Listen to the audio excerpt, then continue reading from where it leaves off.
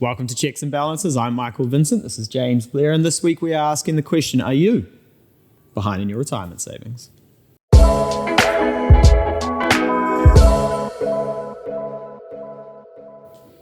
So Mike, everybody likes to do a little bit of benchmarking, comparing to the Joneses. Yep. Are you on track for retirement or not? This idea comes from an article that Milford released last year. 65% of adults are worried about retirement. They're worried they're not on track. They're worried they're behind.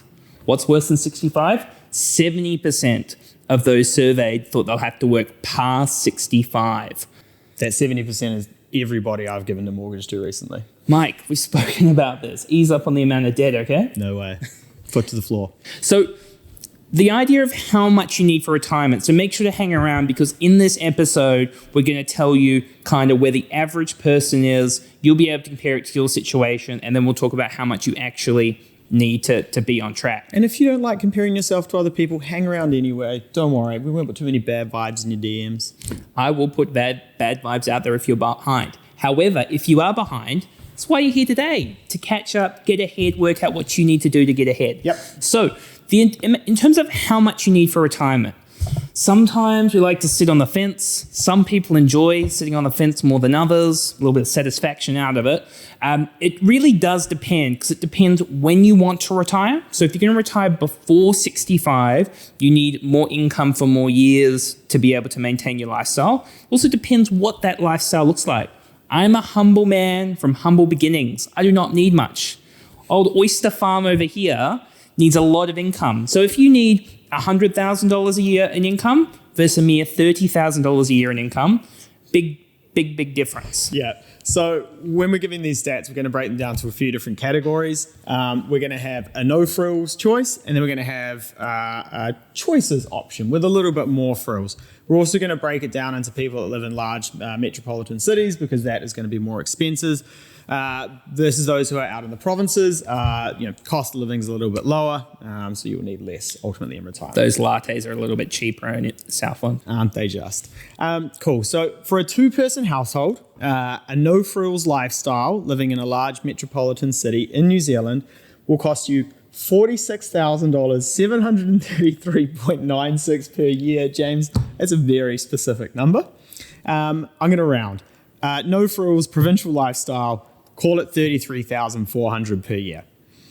A little bit more choice, a little bit more frills in your life. If you're living in a large metropolitan city, around $75,000 per year. And if you're living in the provinces, around $60,000 per year. So to explain the difference between no frills and choices, no frills is kind of the bare minimum of living. So you're not going out and doing a lot of things, but you can pay your rates, you can cover the groceries, you can do a couple of things, but it's not a very lavish lifestyle. Choices, and from my experience, an income of $75,000 a year, you might be able to spoil the grandkids a little bit. You might be able to go out for dinners more often. Maybe there's a holiday to Australia or Fiji or something like that. There's definitely a little bit more there. Interesting, Mike, to see the difference between the provinces and the major cities. My wife is from Invercargill. Those brunches are still pretty expensive down there, I must say. Yeah, but I guess a lot of that cost comes down to your basic standard of living. It's not about the lattes and that sort of thing, although they will be priced differently. Ground rent in these cities will be a little bit cheaper, which reduces the cost that retailers have to charge on things. Rates are going to be a little bit cheaper. Some taxes that are just in Auckland aren't outside of Auckland as well. So a lot of that will make up the difference sort of living in the larger cities compared to the provinces. Yeah, so we're about to talk about what that actually means in terms of if you were to retire at 65, how much money do you need in the kitty by the time you get there? So one huge variable, which we've spoken about maybe a year ago, but we haven't touched about since, is New Zealand Super. Yeah. So New Zealand Super for an individual is about $20,000 a year. For a couple, it's about $33,000, $34,000 a year. If you extrapolate for a couple, 65 to say 90, it's about $750,000 over the course of your retirement, which is a lot of money for you to have to save by yourself. Yeah. Now, why I'm bringing this up is I think if you're under 50, you have to have the mindset that you're going to have to fund your own retirement. Simple math aging population, less babies being born, although I'm about to be a dad, so I'm doing my part, I must say. Mike, you better get on with the show to kind of support the elderly, is that there's less people to fund the New Zealand super cost, which is quite expensive. So you need to be thinking about, do I need to do this by myself? Yeah, I would say if you're under 50, any form of superannuation, whether it is means tested, whether it is from 70 instead of 65, whether it is half the amount of money, is a bonus. All of our financial plans, or most of them, we are aiming for people to achieve the lifestyle they want without this. Yeah. And if you think, KiwiSaver, that's a nice thing for the government to set up. Good on them thinking about me. Nah. They're trying to replace New Zealand superannuation. Yeah. So let's talk some numbers. These are some slightly scary numbers, but our job here is to kind of paint the facts as what they are. So to have a choices lifestyle, so once again, the latte, a little holiday, spoiling a few people around you, without New Zealand super, with an income of $75,000 a year, you'll need, this is no New Zealand super, $1.5 million come retirement for an income of $75,000 from 65 to 90. Quite a lot of money. If you do get New Zealand superannuation, so maybe if you're a little bit closer to 65, $800,000 you need to have saved by 65. That is a staggering difference. It is very depressing. I mean, you think about the older population, they got to buy their houses for 4 shekels and they get New Zealand super. Right, let's just rewind this. It's shekels? Shekels? You said Not shekels. You said shekels like 10 I think times. that might be a Rick and Morty currency. Yeah, cool. No? Also point out, we haven't gone through a world war, so, checks and balances. Yeah.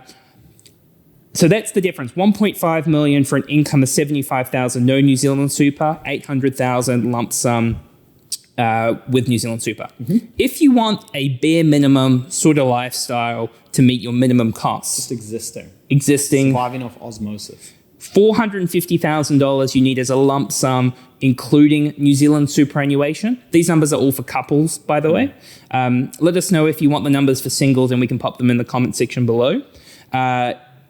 No frills with no New Zealand super, it's still $1.2 million, which is like, crazy. Geez Louise, you're crying for so hard. Hey, can I have some beans on toast? And you still need $1.2 million by the time you hit 65. So these numbers are big, chunky numbers, but that's sort of the reality of the cost of living. Life's only going to get more expensive. It's not going to get cheaper as time goes on. The other really important point in here, this is assuming you're depleting your capital over time. So it's not like you have $1.5 million, you just spend the interest and then it's a legacy for your kids or whatever. You are spending the interest and the capital and eroding it over time. Yeah, and those numbers are scary, and to be honest, we kind of want them to be scary. It is significantly harder to get someone into the right position for retirement when they come to us at 50. Probably the typical age. Yeah. A lot of people go at 50 like, oh shit, I better do something. Yeah, and not that you can't do it, it's just that it is difficult and you have to make a lot of sacrifices. The earlier people start making small incremental steps, the less they have to sacrifice to achieve the lifestyle that they want in retirement. So Mike, one big asset for most people come retirement is going to be their KiwiSaver balance. We've had Ravi do a little bit of research on the average KiwiSaver balances in the country. What are the numbers by age group? Yeah, cool. So average KiwiSaver balance in your 20s, $12,000. In your 30s, $23,200. 40s, $36,800. And 50s, $47,200. They're not good numbers. Well, I guess there's a little bit built into the stats there though, right? Because a lot of people in their 20s will have just started work, or maybe their early 30s as well, and have potentially drained their KiwiSaver for their deposit on that first house. And then if you start looking at 50s, maybe a lot of them haven't been or weren't in KiwiSaver for a long time, even though they have higher incomes. And I guess that's the issue with averages, right? Yeah. I mean, you look at these numbers though, and you go, what are the odds they have savings outside of KiwiSaver? And what are the average sizes of these people's mortgages as well? 100% agree that KiwiSaver has only been around for 15 years. So as a superannuation type products. It's still very much in its infant stages. I think the danger zone here for this that the stats really point out is 40s. Yeah. 50s, they've probably got some superannuation from their employers, maybe an outside pension scheme or something like that. Maybe. 20s, house deposit. 30s, maybe house deposit as well. But I would say that the really deadly stat here is for the people in their 40s. Yeah. So if you are ahead of these numbers and you're going, I don't think, take it back off. No pat on the back for you, unfortunately. We're being quite harsh today. Yeah. Maybe we're in a little bit of a mood. I don't know. But if you are ahead of it, I don't think that's too much to go by. Let me talk about how much you should have in your KiwiSaver balance now if you want to have $1 million in your KiwiSaver come age 65. Now, this is one big assumption in here is this is assuming an average income across the country. So if you are earning more than the average, then obviously your KiwiSaver balance will grow faster. So let's talk through it, and maybe we can pop these numbers up on the screen as we talk. So if you are 20, if you're 20, you need to have $30,000 saved in your KiwiSaver by 20 to hit $1 million. The average is 12. By 30, you need $77,000. The average is 23. By 40, you need $160,000 to hit $1 million by 65. The average is 36. And by 50, you need $290,000 in your KiwiSaver. The average is $47,000. Depressing. Well, look, again, these are averages, but I guess if you are relying on KiwiSaver as one of your primary providers when you're moving into retirement, most people have got some catching up to do. Yeah, and I know a very common thing that probably lots of viewers are thinking is, I wonder if I should increase my KiwiSaver contributions to play a little bit of catch up. The answer will typically be no, not always, but usually. And that's because that money is locked up for a really long time and you could use that money to pay down your mortgage or invest into an unlocked asset. Yeah. If you are, however, like my brother and not the best at money, a certain financial advisor might have locked in 10% contribution levels, and that's because I don't trust him to save the money, so I've kind of made him do it. Yeah, and that's a hard conversation to have with yourself, and that's why having a financial advisor can sometimes be a good thing, is an objective point of view on your attitude towards money, planning, long-term goals, retirement, these sorts of things. Yep. The other thing we just wanted to talk about is the power of compounding interest. There's some great videos out there that really demonstrate the earlier you start, the better off you will be. But just to kind of bring it home, if you are 20, you only have to save 9% of your gross income to replace it come retirement. If you can save 20% of your income from age 20, you'll have 134% of your income each year throughout retirement. So I know a lot of percentages, a lot of numbers there, but essentially the earlier you start, the better off you are. If I give the same example, say at 49, if you want to replace your income, you need to save half of your income if you start at 49 to have enough come retirement. So it is a very, very big difference opposed to, like you said, Mike, small, consistent steps over time grow wealth. If you are watching this and you are 40 or 50, that doesn't mean you give up. That doesn't mean you go, oh, it's outside of my control, I'm going to put my head in the sand. You get to work and you do what you need to do and you come up with a good plan to give you peace of mind. But if you've got kids, or if you're watching this and you're younger, you'll have to sacrifice less the earlier you start. Yeah, and if you are a little bit later in life, you just adjust the strategy. AMC, GameStop, Bitcoin, Tesla, to the moon. Oh, okay. So there are some numbers on what the average KiwiSaver balance is and kind of where it should be.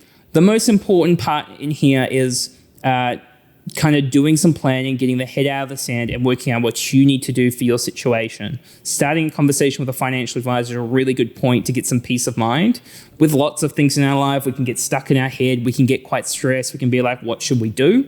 By having a conversation going, oh, I only need to do this. Sometimes people can be a little bit more glass half empty and be a bit more stressed about it. You can work out, all right, this is the plan. This is where I'm going. This is how I need to play catch up. Yep.